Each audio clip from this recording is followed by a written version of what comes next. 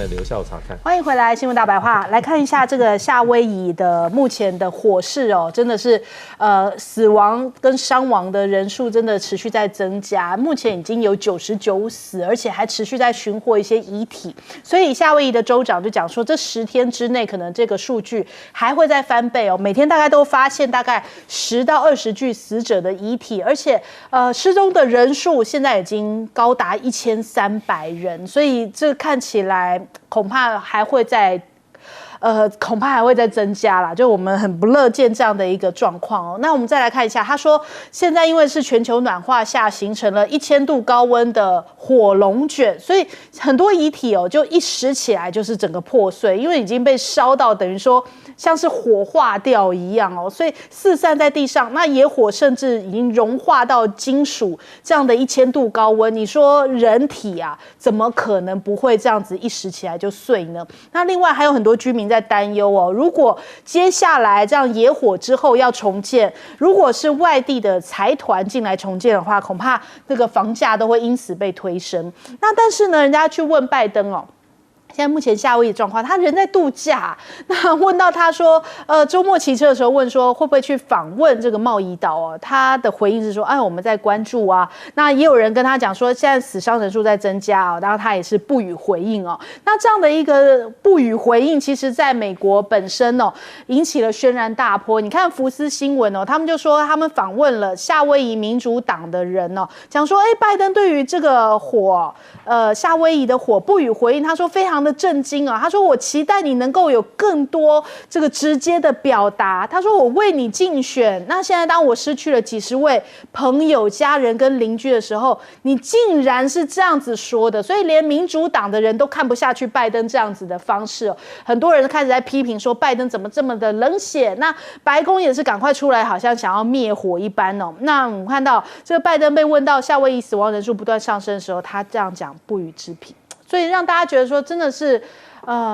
好像没有什么同理心啊。那再来，现在到底元凶是什么？是不是人祸？竟然有越来越多的这个迹象指向说是电力公司的设备故障导致哦，有95%的居民是因为这样的一个电力公司在提供服务的。可是最近贸易岛近年以来野火频传哦，所以居民不断在敦促说，这些电力公司跟政府应该要采取一些措施，防止这些电力设备哦导致恶化。所以看起来夏威夷的电力公司在4月份的报告当中哦，都没有把这个预防野火列为最优先的项目，甚至在野火发生之后都没有采取紧急断电的一些措施哦。我还看到有相关这个外媒的报道讲说，这个电力公司哦还有裁员，所以他们的一些人手可能也不足，然后设备也已经有点老旧，是不是就是因为这样子层层的这种环节通通都松散了，而导致这一次这么致命的大火？有时就在讲发生强风的时候，带电的电线跟干燥的树枝接触到，或者是掉落干燥的一些这个灌木丛的时候，可能会引发一些火灾啊。因为早在2018年加州野火的时候，就已经夺走了85命。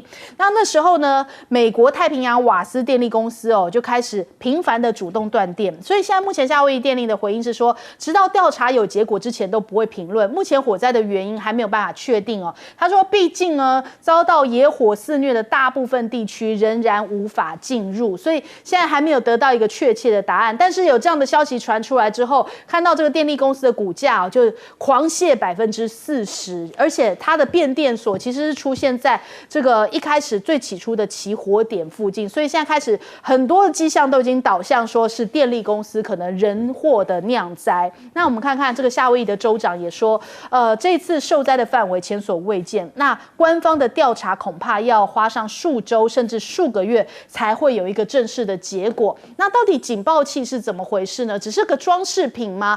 在野火发生的时候，有80个警报器都没有响哦，所以他们现在目前夏威夷州的检察长已经展开了相关的调查。照理说，有全世界最大400多个警报器的一个综合这个户外、室外警报系统，为什么通通没有启动呢？难道就是因为一句断电，然后就好像没有备用电力吗？这其实说不过去哦。CNN 就讲到说，现在看起来这个自然灾害的风险评估是不足的，因为他们在去年的时候呢，他们当时全面紧急管理计划里面呢，还有这样的评估哦，就说火灾对于居民的安全威胁平等是低的，就是说发生的可能性是很小。那显然是非常的没有预警跟这些疏漏嘛。那所以我们看到华邮就讲，官方救灾很慢，而且正在工作，几乎都是居民自发性的组织哦。那到底拜登在干什么呢？面对这样重大的灾情，政府到底是不是睡着了？美国政府要指望他吗？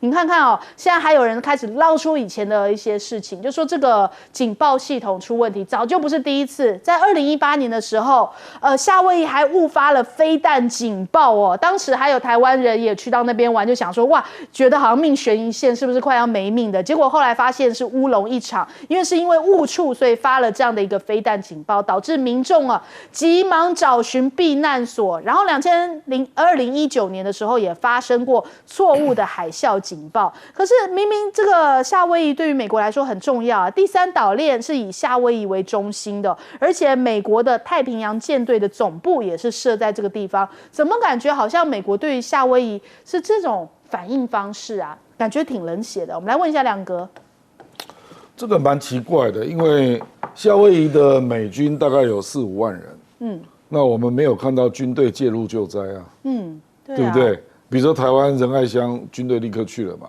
那中国大陆也是嘛，那这个没有看到啊。是，那事实上人家也不只问拜登，人家也问贺锦丽，贺锦丽怎么说你知道吗？贺锦丽说我们不要去打扰救灾。那拜登就继续度假。我看到美国国内有一些在讲说，为什么拜登反应这个样子？他们就说，因为民主党在那边随便选都会上，所以拜登的反应就是那种反正无所谓那样子。对，那意思就是那个台南随便民进党都会赢这样。那人家上次谢龙介就选到43%，对不对？这个很难讲啊。这个因为刚刚州长也发言了。他说现在死了99个，10天会翻倍。因为有上千人失踪嘛。对。因为这个真的匪夷所思了，就是它可以烧到1000度哈。我跟你讲，我刚刚去查一下，殡仪馆的焚化炉的温度是900度，它是870到980，所以怪不得会变成粉啊。对。就根本连遗体可能就根本没有办法收集啊，所以是非常不可思议。然后。夏威夷有着全美国最好的全州通报系统，那结果民防的警报就刚好没响，你不觉得有很多巧事都搭在一起了啊？那怎么会这样呢？然后军队也没有救灾啊，然后这个就是很多极端气候的因素都搭在一起啊。这个就包括风也在附近，然后风速变得非常快。我看过一个报道了，我也没有办法证实了，说那个风速快到一下就追上你了，你根本就跑不掉。就那个风速快到直接把火带过来，人都逃不了。因为我有看到一个影片，就是有人已经跳到海里面，然后再看那个岛，那个火是乱飞啊，然后有人在开车。然后就看到那个后视镜跟前面那个火都是这样飘来飘去，就是风很大啦，然后他就把那个火这样火苗到处吹，然后沾上，那是木造的房子嘛，沾上了就烧，那可能温度也非常高了，因为有聚集效应啊。那事实上如果到了1000度，那随便一个温度就烧起来了啦，因为沾到可能都会有70-80度啊，所以一下就烧起来了，所以就。所有的人到最后就是直接跳到海里面去，那跳到海里面去，听说已经看到有人已经有浮尸了，所以几乎就是，就简单讲就是几乎是地狱的景象这样，难以想象啊，这么漂亮的地方，然后瞬间就爆发这样，而且我有去查，这个夏威夷的这个 homeless 啊，也是各州里面密度算高的啊。那这个毛伊岛的 homeless 大概有将近400人，那很可能大部分都往生了，所以我的意思就是说，这个我是难以理解啦，就是像美国这么进步的国家啊，那夏威夷发生这么大的灾难，那到现在很多必要的统计啊、诊断啊都出不来，感到难以理解，而且民选的政治人物还在外面闭上关，对，然后没有介入，派出紧急的部队介入等等都没有，这难以想象啊！因为他火灾是发生在8月8号，那拜登是8月10号才讲话。所以拜登让大家觉得很匪夷所思，为什么会这么严重的灾情？要是换到台湾的话，应该也是会被骂翻了。官员你不做事，你还去度假，这么严重的一个灾情，拜登还可以在那边海滩边，然后回应说不予置评。我们来问一下杰老师。其实这个如果放在现在这个治理的理论来看的话，这个就是政府失灵。这个美国政府已经失灵了，起码在这个贸易岛这个上面哈，它是失灵的。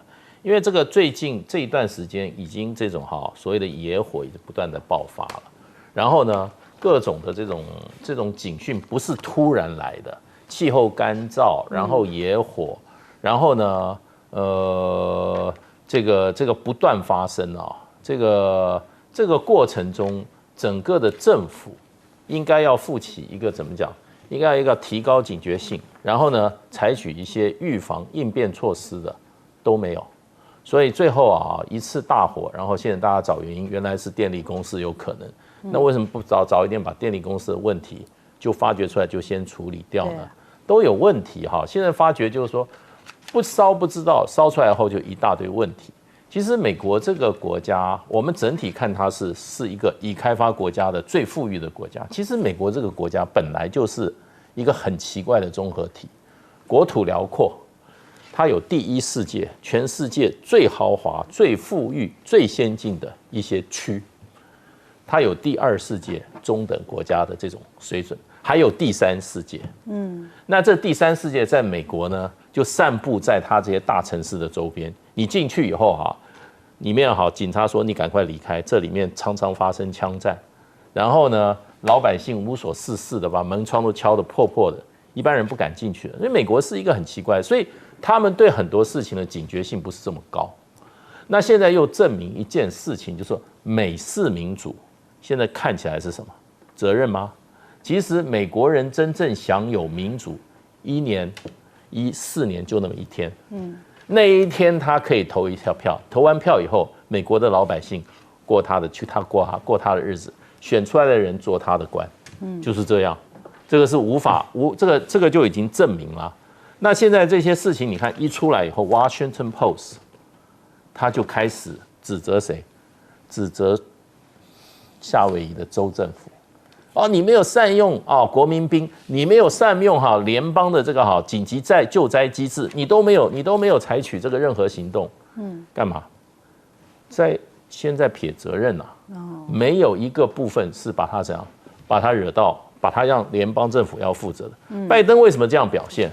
拜登事实上就在暗示说，这个是不关我的事，这是夏威夷政府的事情。所以呢，这种政治它不是完全像他们吹牛描绘的那么美好民主，一切都为人民。其实美国人民只有投票那天享受了民主，以后呢，他们就被放牛吃草。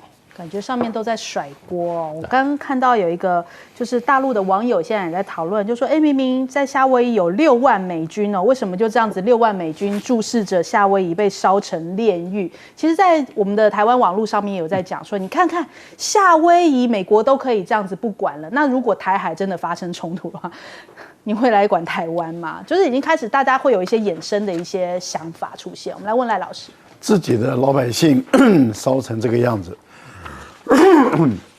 烧死成这个样子，都做闭三关。我们在问的是为什么会烧死这么多人？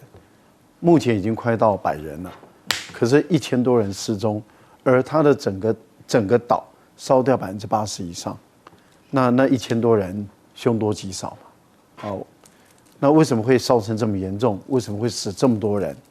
然后军队那么多。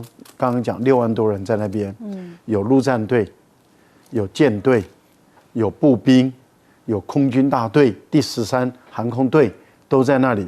然后这些空军有消防队，为什么呢？因为他们也会担心他们的空军烧起来，所以他们都有自己的消防队。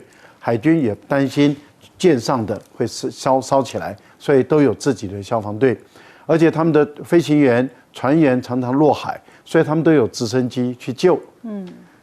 这么的多的人，这么多的船，这么多的军人，然后对于这样的一个烧了3天3夜的这样的一个大火，我们没有看到他们的军队在第一时间就马上下去了，我们也没看到他们在第一时间不但去灭火，而且去救人，而且减少伤害。军人什么都不做，照样休他的假，照样喝他的酒，照样跳他的舞，然后照样过他的日子。然后你再看看，再往上走，那司令呢，一无所作，没有什么任何作为。再往更上面的走，拜登继续度他的假，被问到的时候不关我的事，第2天再问的时候还是不关我的事，就是这么一个态度。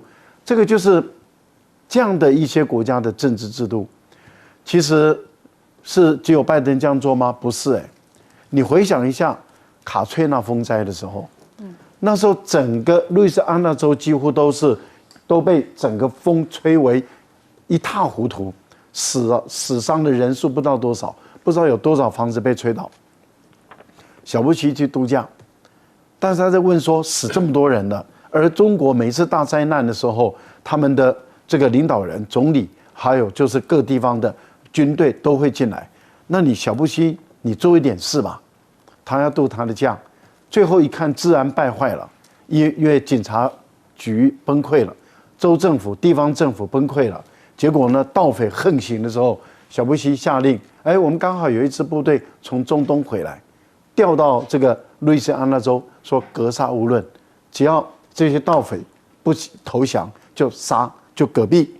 这个就是美国对自己的人民、对自己的一个态度的一个治理。这套治理方式还要吹嘘有多好？坦白说不必了。好，我们先休息一下，广告之后马上回来。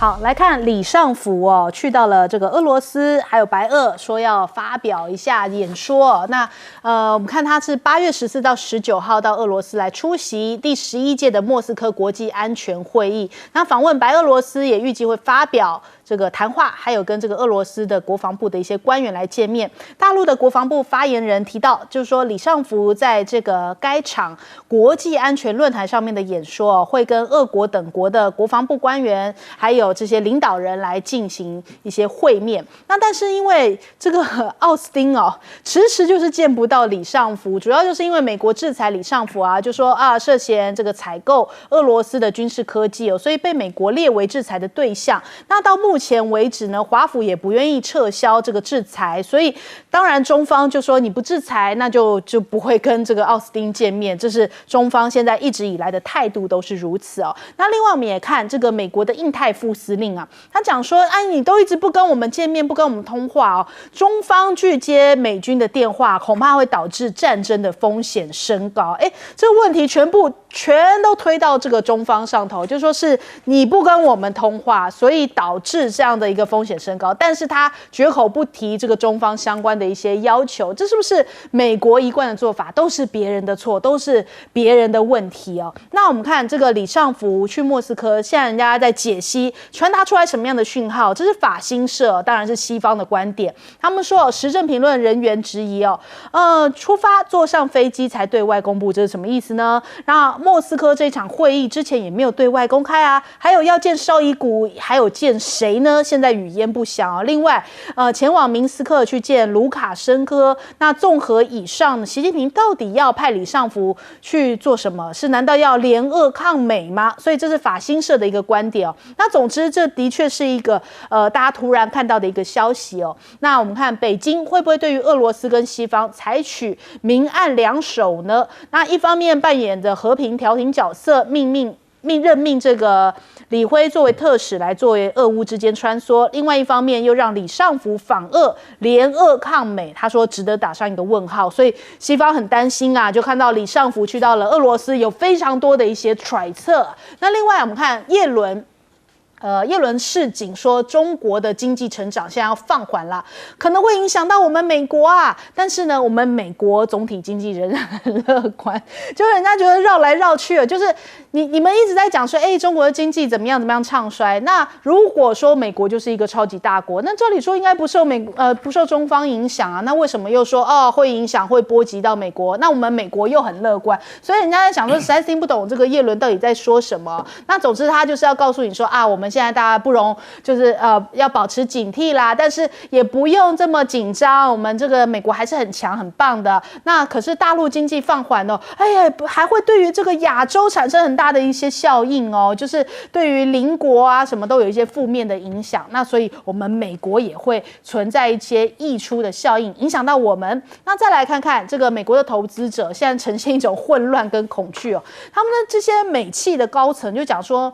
美国现在当前的商业环境被他们看来是一个混乱跟恐惧的整合结合，这样的一些行政命令好像暴击了这些企业的鼻子一般所以他们觉得说，不知道美国到底在做些什么。美国的学者也看不懂他说，现在这个中美的竞争还是会继续但是不应该要忘记合作的重要性啊。大陆对于美国也不构成生存的威胁所以想要脱钩根本就是不现实的。那倒是中方现在也推出一个去风险，不光是你美国的专利现在中国大陆也有去风险的这样的一个说法。他说，既然中美是竞争对手就不能再让美国坐吃大陆发展的红利所以美国你既然推出了加强这种所谓的正常这个贸易的这种常规的方式你还想要来吃这个中国发展的红利，恐怕就不是那么容易了。大陆也不会按着美国的套路出牌也不会按着美国的思路来建立什么样新关系的平衡，就是你接下来要怎么样对待我，我就怎么对待你去风险，那大家就干脆去风险好了，就中国大陆自己做强自己所以中国大陆的企业现在开始不断的在投放这些投资或者是一些技术研发的费用。光是2022年大陆的上市公司他们整体的研发的费用呢，就已经这个5年之间成长了2.6倍2022年是到达了1.6兆元。那另外我们看看新国的这个副总理就讲，他说现在在中美关系紧张之下，全球的经济可能不可预知情况，所以要做好准备这是地缘政治现在目前紧张的状况。其他的国家看到中美两头大象在打架的时候，都要做好相关的因应措施。我们来问一下两个，这个莫斯科国际安全会议它的时间刚好是美国、日本、韩国在开大会议，那个是8月18嘛，对那这个8月14到19我觉得他们一定有料到美日韩可能会发表一个声明那当然中俄最近已经连续3次那海空巡逻那已经拉到了这个阿留申群岛跟白令海那一带，那从日本海突穿出去了，所以我认为应该会针对这个新的态势，也会有一些新的说法那因为中国大陆大概也发现了，就是这个俄乌的和谈在比如说沙烏地那个42国的会议之后，那也希望有一些新的进展吧。那也要了解俄罗斯的想法。否则也没有办法谈因为42国会议就没有俄罗斯嘛。那可是俄罗斯才是关键而且西方目前已经普遍感受到乌克兰的反击是不容易的了那不容易的情况难道就这样耗着吗？那耗着当然高兴的国家，当然第一个是美国啦，第二个是中国这样因为这2个国家明显获得比较大的好处。可是欧洲怎么办还有全世界第三世界的国家饱受能源跟粮食之苦嘛。那这个通膨也会因为这样就一直掉不下来，所以我是觉得大概大家也看到这样的一个态势啦，就是乌克兰反攻不容易那继续僵着，然后美国也无意积极主动的来化解这场战争那只好各自努力了。那我觉得就是莫斯科国际安全会议，那李尚福也去做一个新的摸底吧，大概是这样了。好，来请教赖老师。今年4月俄罗斯的国防部部长邵伊谷就邀请了上海合作组织的所有的成员国啊，那就在现在去参加莫斯科的国际安全会议，那就是扩大了参与者，所以上海合作组织的转型相当有可能就逐步的在转变了，也就是说不只是区域间的反恐，那它已经慢慢的变成一种军事上的协作、合作伙伴关系的那个性质在扩大。当然，他们不会组建成为一个军事的联盟，但是我觉得军事的协作伙伴关系在扩大。在这一次，我们也特别留意到，俄罗斯也好，白俄罗斯也好，都特别，还有很多与会的国家人都特别去看中国的武器展览。那这个代表说，他们整个中亚的上海合作组织的这些国家，他们的甚至白俄罗斯，甚至伊朗那甚至那巴基斯坦不用说了。我觉得他们对于中国的武器是有兴趣的了那这个是代表这个彼此之间的合作的可能性一直在升高。中国大陆的武器供应中亚国家，一直到白俄罗斯的机会在升高。俄国也一直在研究说，是不是跟中国大陆买战舰，例如说5.52导弹驱逐舰等等。以现在美国想把日本、韩国拉在一起我们前面有谈到了，这个在大卫营的这个会议中，要把韩国、日本拉在一起的时候，等于是韩日帮美国人打前锋，韩国人最前锋，后预备队就是日本，然后保护美国本土的安全那也就是战争在这两个地方打，反正不要打到美国的本土。那既然美国要组建3国的这个军事同盟，那中国大陆跟俄罗斯发展成为军事合作，再加上白俄罗斯，我觉得几率会越来越高，不会到联盟，但是合作的比重会越来越高，特别是尖端武器的发展。我觉得尖端武器的发展，彼此之间的合作项目就会越来越大了。美国印太司令的逻辑不通这个应该再加把劲，努力一点。为什么？中国拒绝美军电话，导致战争风险升高。这什么逻辑？你的军队不要到中国的家门口来挑衅，就不会发生战争。你的军队就好好的在自己家门口游来游去，那两国之间不会战争。你的军队偏偏要到大陆的家门口，那当然就会战争的风险就升高了嘛。所以挑衅者是你美国嘛，你不挑衅就不会有战争，就这么简单了。那电话通不通，那无所谓了就想清楚就好了。好，谢谢老师。这个 IMF 的总裁这个乔治艾娃，他曾经在今年讲说，今年中国大陆的经济对全球经济的成长的贡献是1/3，也就是33%全球经济成长是靠中国的经济成长带动。那中国经济成长今年 IMF 给的是5.1%那如果经过中国经济，如果说照现在美国很多大家预期有一点衰退的迹象那影响的不只是中国经济，那影响是世界经济。所以美国是差不多23兆嘛，那中国是17兆。那连美国最大的经济体它都已经预期，就是说会影响到美国，波及美国。那只是说由耶伦来说，他只是讲了后面的，他对美国总体经济还是乐观到什么程度？可他已经讲一定受影响。对，所以中国大陆现在是这个一个全球化的经济时代的里面重要的一个经济体，17%，然后它的成长率又高，带动全球1/3的成长，1/3靠中国的经济。那这个是整体来论。我们今天台湾有一些媒体我在看有一点幸灾乐祸，有的还挺高兴的。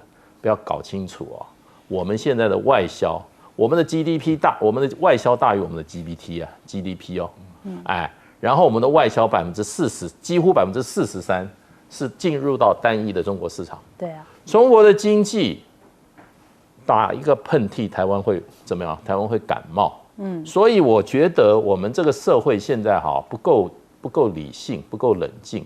都从政治的角度去看，尤其那些绿媒在那边幸灾乐祸，他不晓得中国大陆经济出问题，台湾首当其冲，而且影响很大。我建议蔡英文这些人要赶快研拟好因应之策。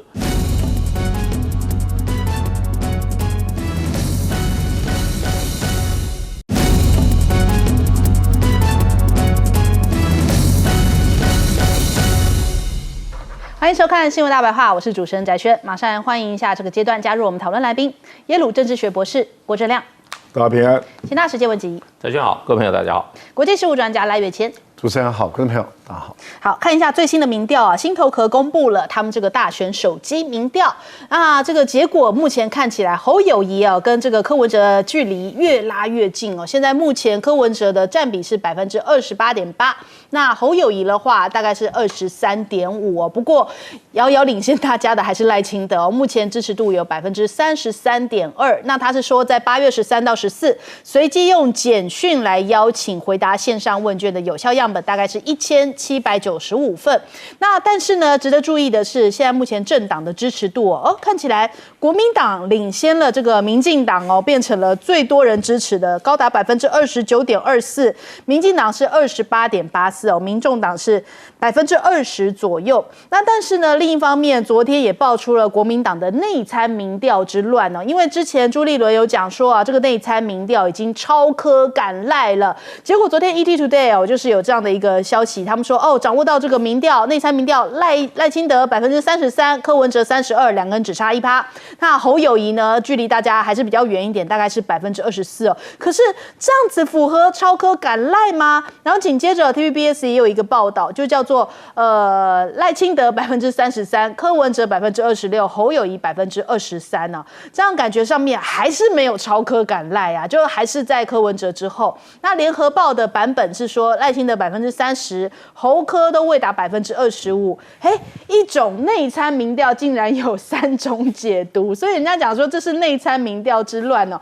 一天之内看到3种不同的内参民调，但是唯一的共同点都是没有像朱立伦讲的超柯赶赖，这是唯一的共同点哦。那到底是怎么样呢？我们当然要求证一下国民党，可是目前国民党好像对此还没有一个正式的回应哦。那这个发言人林嘉欣讲说，这些报道的数字跟党内实际的内参民调都有相当的出入，那尊重媒体的报道。那另外呢，我们看。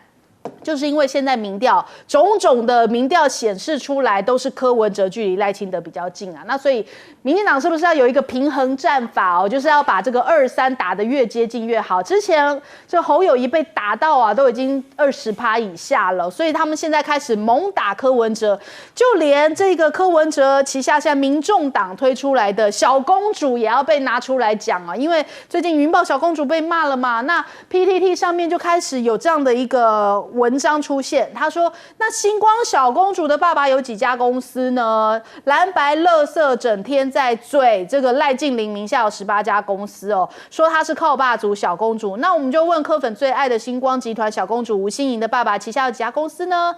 人家星光集团那么大，名下公司应该不少吧？可是这根本是不同的事情星光集团在台湾几十年了，也不是说民进党执政之后，然后才拿到了许多的标案所以这样的比较也很奇怪。但是也不光是如此因为这篇文章的后半段还酸，那郭台铭的女儿算不算小公主呢？就反正乱打一通现在只要是这个有钱人，他们通通都说，那你们也都是小公主他们不跟你讲说，我们所质疑的点就是是不是有这个政商关系上面得标案或者是发大财的这些疑虑嘛？那再来我们看看昨天赖清德跟萧美琴这一张背影照大家说看到了什么？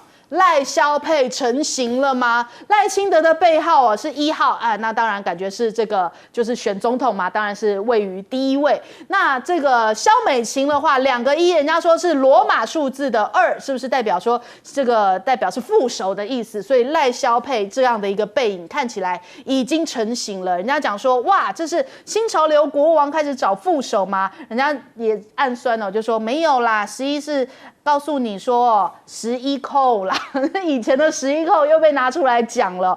11扣的确是这个过去萧美琴常常被提到，但是后来其实加上了萧美琴不是11扣，已经变成13扣了。那以前在2007年的时候，那时候萧美琴跟新潮流在绿营里面是被打趴的打到这些初选成绩都非常的差。我们调出来我们 TVBS 2007年的新闻，那时候萧美琴面对镜头的时候是满腹委屈，因为那时候她被叫中国情我们来听听。把新潮流都打成是中国流，那跟新潮流合作都叫中国情的话，是不是阿扁总统身边大将邱毅人是新潮流，是不是？那马上叫中国变啊？对，所以以前呢，民进党内在打的时候是这样子把萧美琴打成了中国情。11扣的事件哦，其实我们现场亮哥以前也是都有被点名到的11扣的角色之一。我们等一下也让亮哥来讲，亮哥可能一定感触更深哦。那所以现在看起来，当时萧美琴就被定调说是比较亲新潮流系的，也算是泛新潮流系或是新潮流战友这样的一个角色。所以人家在讲说，哇，这一次萧美琴如果跟赖清德再站在一起的话，是不是新潮流的时代到了哟？就是不再是那一个2007年的时空，新潮流被绿营内部打趴的那样的一个时空了。再来，我们来看一下西方媒体是不是也在助攻赖清德呢？这个彭博的专访哦，就是对这个赖清德专访，他说这个中国制造台海紧张，国际的红线就是台湾的红线哦。那还问到他对于习近平的看法是什么呢？这张是合成照片哦，我们自己应该要强调一下，这是合成照，因为他之前有讲说想要跟习近平一起吃晚餐嘛。那这一次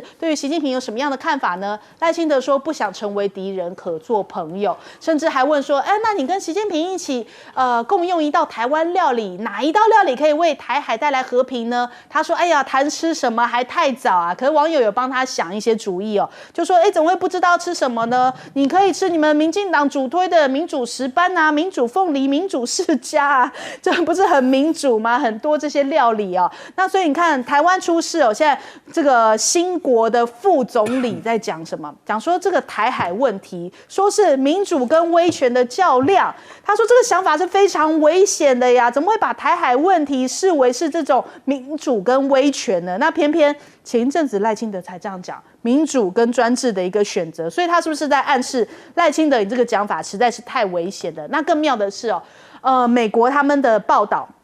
美国的网络安全官员警告，台海如果爆发这个战事的话，北京可能会攻击美国的关键基础设施，包含了像是网络之类的。但是英国媒体告诉我们，这个北京的资讯战的一个新武器就是中国大陆要借由抖音来洗脑统战。那所以这两者之间好像有点矛盾哦，就是说他又要透过网络来洗脑你，但是他自己又要攻击掉他自己的这些你们在用的网络设施，那不是挺矛盾的吗？那他要怎么样透过抖音来洗脑你们呢？所以毛宁就讲这些都是美国跟他盟友发布的一些集体虚假讯息。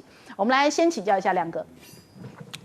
我那个时候发生11扣是因为阿扁已经承认他钱汇到海外嘛，那时候民进党内有一些人就批评阿扁啊，实际上不止新潮流啦，可是新潮流是多数，对啊，那也包括小弟在内啊，是，这些人就被台南有一个广播电台啦，叫台湾人俱乐部，实际上那2位我也认识啊，他们就在开始说就是扣帽子。他就说这些人就是怎么样啊，那后来就演变成民进党内的派系斗争，主要就变成是对新潮流，可是11扣不只是新潮流啊，那事实上，如果萧美琴对这件事情感慨啊，她应该去看一看现在1450是怎么去 K 高嘉瑜嘛，那个情况是很类似的啦，很类似的啊，那高嘉瑜现在也求助无门啊，对不对？可是你就看到说这个党里面那个时候就严重到说以后T台就不能上啊，真的吗？是啊，所以你现在退党可以了？不是，现在很多人都在上我的意思是说那个时候就规定说哪些电视台不能去这样那结果怎样？我先告诉你后果啦。他这个是被批11扣，大部分都浅绿的嘛，就等于是深绿批浅绿了。那浅绿的也不高兴啊，结果深绿的。那一年选举也一样，通通都落选，就是等于是你凭空造成党内的分裂嘛。那结果那一年，那个民进党是有史以来最低啊，全部就包括不分区立委只有27席，那是113的时候，只有27席啊。所以这种东西就是你不讲理，然后你只有动员你的一些外围的媒体啦来做围剿啦。那个时代是广播电台那当然还有3立电视那个时候带头批的就是郑弘仪就是等于是3立，他是因为那时候不是新潮流的嘛，就带头围剿了新潮流好几个人，尤其是围剿洪其昌等等。那洪其昌就是赖清德的老师啊，赖清德就是洪奇章办公室主任啊。所以我觉得这个赖清德自己也曾经经过那一段嘛，他那个总统初选的时候，他是怎么被1450围剿的？对不对？那他也知道那个时候赖清德讲了什么话，自己还记得吧？不要用为国家机器来围剿我啊！那对不起啊，他成为总统候选人之后，现在那一群1450啊，现在都在帮赖清德，在围剿别人啊，就好像。既然类比到星光小公主，就等于是莫名其妙嘛。星光有靠政府赚钱吗？你赖清德成立的那18家绿能公司，哪一个不是拿政府的标案？星光哪有去拿政府的标案啊？胡扯八扯，对不对？对。我跟你讲哦，我昨天有个朋友告诉我说，赖清德算到今天哦，已经49天没有开记者会了。他都只给童温成做专访。出国前给郑红怡专访，到美国单独给张雅琴专访，为什么你那么怕？怕什么啊？面对大家啊，因为他去美国之前就怕大家问去美国的事嘛，所以记者会都不敢开嘛。你回国之后，请你面对赖清德开记者会，可不可以杜绝未来绝对不允许新潮流的人去成立绿能公司去抢政府标案？未来你自己当选后也要退出新潮流，敢不敢做出承诺？敢不敢开记者会？不敢就是孬种嘛！什么民主对专制，就是台湾人民的民主对抗赖清德的专制啦。所以亮哥，你认为这个未来新潮流是更加做大，因为他们等于说都有一点新潮流色彩，会更加做大，还是有可能这个赖清德愿意跟他们？你去想一想，赖清德是什么背景？劳工立委、劳委会主委，突然之间变成绿能专家，18家公司的董事长，这个不是政治安排，谁会相信啊？还类比张忠谋，笑死人了。人家张忠谋是德州仪器的副总裁，什么比什么嘛，这个就是新潮流的品味了。好，来问一下介老师。现在这些民调出来以后啊，我们不要只看到最主要我都在看赖清德的民调，他在稳定的往下跌，稳定的往下跌。第一个对赖清德他基本上他最大的问题现在就变成连美国都怀疑他疑美，他叫不要疑美，现在是美国依赖，所以美国现在对他是有很大很大的怀疑的。因为美国认为他可能会把两岸关系带到一个怎么样，美国都没有办法控制的境界嘛，就是因为它是一个很大的一个威胁啊。美国都知道要怎么样，现在已经不是警告他了，现在已经是用耳光扒他2下了，好几次了，对不对 ？For Financial Times 那个文章，对不对？还没有是透过媒体，可是这次他到美国 ，AIT 的主席说他妹妹结婚就不去了。从来没有这种事情，从来没有发生过。这是一个非常强烈的美国对赖清德投下的不信任票。这个民进党他们再去解释没有办法，美国人已经出手，就是这样。这是一个。第二个就是说，像这种什么这个什么赖静玲是吧？这种案子怎么层出不穷啊？现在南部的很多的这些基层的民众被那个已经被什么，被那个太阳能发电的那个面板搞得没有办法安宁生活了，对不对？然后呢，家里附近那个面板太阳一照，风出来风照到以后，吹出来风都是热的，叫人家怎么过日子啊？对不对？千亩良田不见了，渔温不见了，在这些听说在这些一些比较偏远的山区上面都。你搞一个这个所谓的那个无人这个自动的飞机上去看的话，山顶都光秃秃的，偷偷在里面种电。为什么这么多人这么中意种电？像赖清德这种，他公司他赚钱啊，政商勾结啊，这是民进党带给台湾人民的福利吗？还是痛苦？这种事情太多了，所以赖清德的民调已经怎么样？已经到顶了，现在往下掉。可是慢慢的，你可以看到出来，侯友的民调在稳步的往前走，只要侯友宜步伐走得稳，蓝营一个个归队，很快的，我觉得侯友宜跟赖清德之间的交叉点马上要出现了。就是一方面侯友宜还算是一个稳健可靠，大家会发觉这种人还是可靠的。然后再基本上国民党还是怎么样，执政这么多年，台湾就是安定。一个台独的金孙再去洗白也没有办法，美国人都认为他是一个造成可能不可控因素的人，台湾的选民还会相信他吗？那个贺锦丽也不去巴拉圭，也不去啊，派内政部长，就很明显，美国现在是什么？美国不是依赖，美国根本在打赖。在躲赖啊。好，我们来问一下赖老师。我对于所有的候选人跟他的竞选团队，对于公布所谓的内参民调，我都觉得我们的观众朋友都不要去理会，也不要去相信，因为所有的内参民调被公布了都是假的，都是不正确的，就是这么一个简单。为什么？因为民调要做就大拉拉的做，你如果要做内参，那也就是说你要确实知道你的情况怎么样。那如果说外面的民调，你的绝大部分的都是你的情况都不好，结果呢，你公布一个你的内参民调好得不得了，那大家都会当笑话来看。所以我觉得选举选到今天还在玩这个内参民调的这个手，简直是蠢、愚、笨3个字啊！如果国民党还有人在玩这个手，我还是说蠢、愚跟笨啊这3个字。如果是领导人的话，那就是愚不可及4个字啊，也就是领导人，如果国民党的领导人在玩这个，那真的是愚不可及了。好，我们看到了弊案这么多，大家都在怀疑，高度怀疑，新潮流系有很多的人是不是涉及了很多弊案？我们也发现8800亿有好多的弊案，然后我们也发现这种所谓的太阳能板有好多的弊案。